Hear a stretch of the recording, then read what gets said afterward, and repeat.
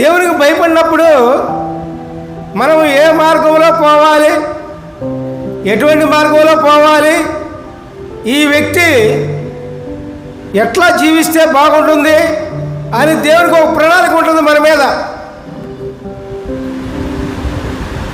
మనం నడవవలసిన మార్గంలో ఆయన మనలను నడిపిస్తాడు. పిల్లారా, దేవునికి స్తోత్రం.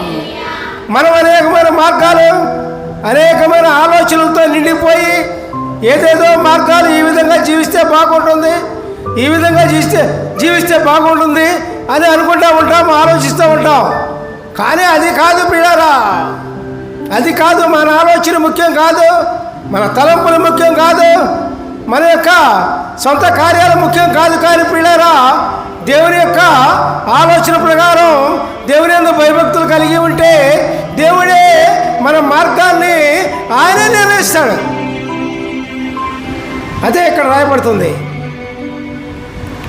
కీర్తన 25వ అధ్యాయము 12వ వచనం. యెహోవా యందు భయభక్తులు గలవాడెవడో వాడు కోరుకోవలసిన మార్గమును ఆయన వారికి బోధించును. మనకు చెప్తాడండి.